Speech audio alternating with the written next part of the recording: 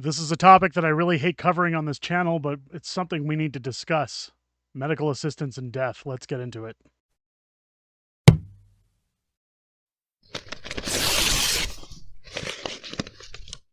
Oh, yeah!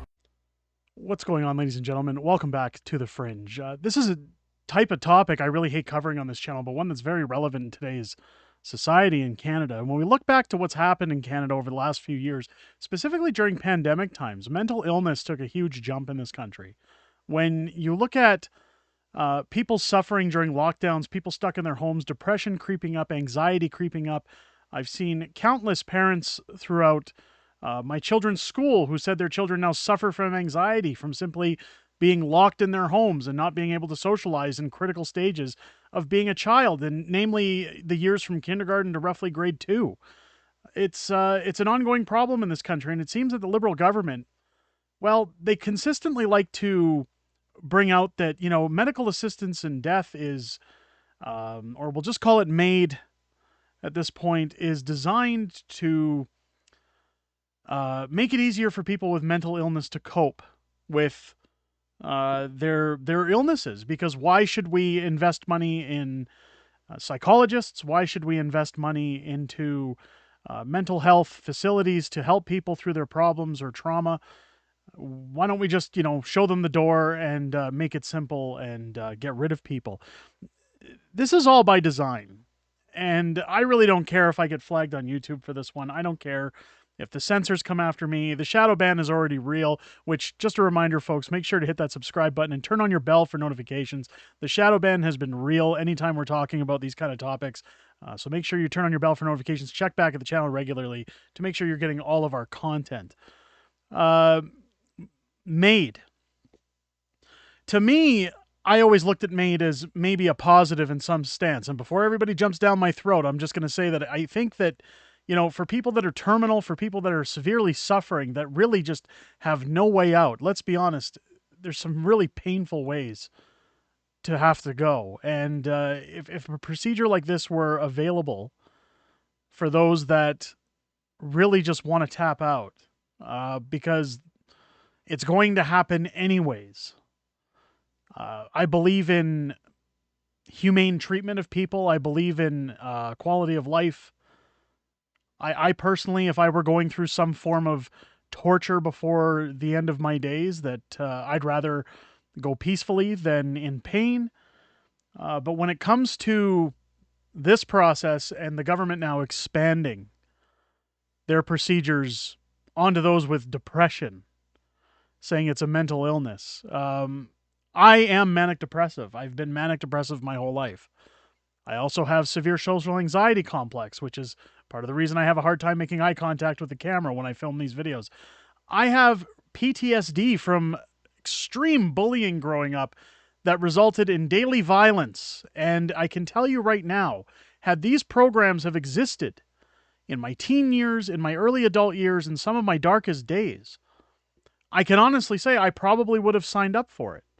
Now, that's not to cause anybody on this channel to worry about my well-being. I've since sought out treatment, I've sought out medication, and while it's a bit of a juggling act and human pincushion in terms of finding the right dose or the right medications to help you with your problems, I would strongly urge anybody who's suffering with these problems to consult a doctor, and if they suggest medical assistance, find another doctor. It's not the answer. After years of dealing with these issues, I can honestly tell you that a licensed medical professional that cares about your existence is your best avenue to travel. I would encourage it. I can't tell anybody what to do with themselves, but I can tell you right now that I am very grateful that this procedure was not available for me when I was going through some of my darkest days. And even still, I have bad days. There's days where I wake up and say, I can't get out of bed today.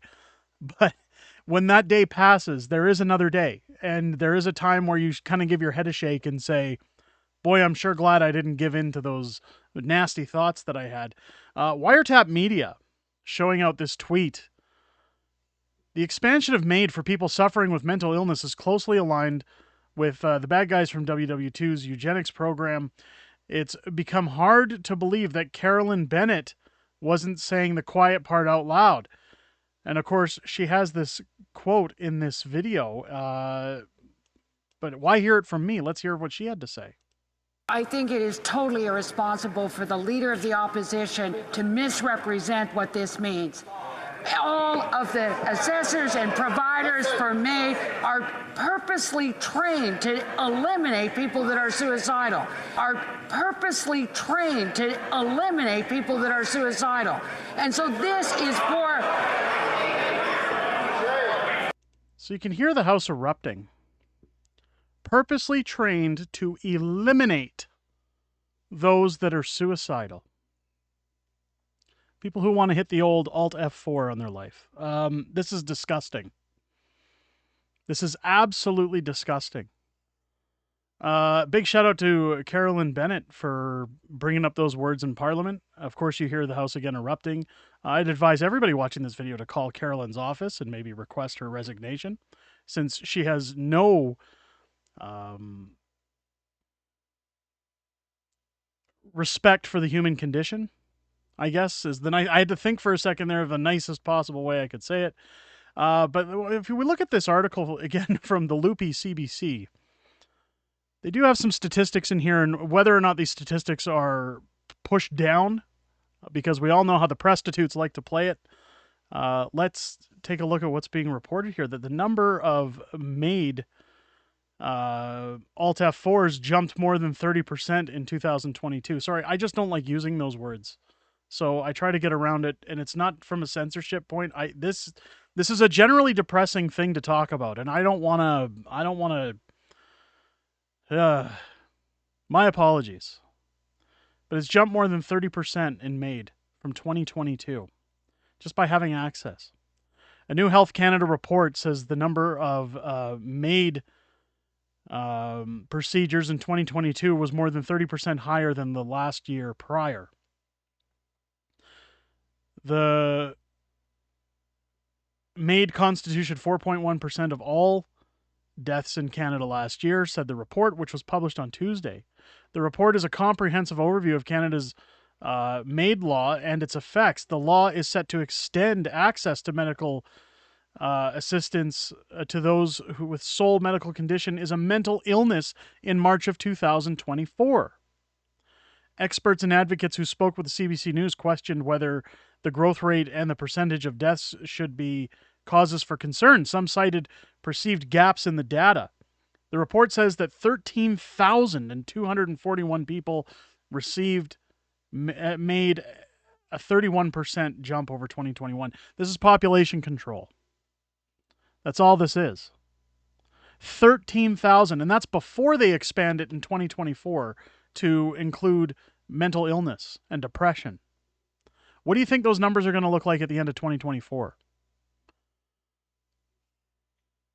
It says that 44,900, so roughly 45,000 people have received the procedure since the introduction in federal legislation in 2016. Again, I don't have a problem with giving this procedure to terminal people that are literally at the end, that, you know, they're speeding it up by hours or days by giving them the procedure humanely in order to, again, ensure that their passing is peaceful.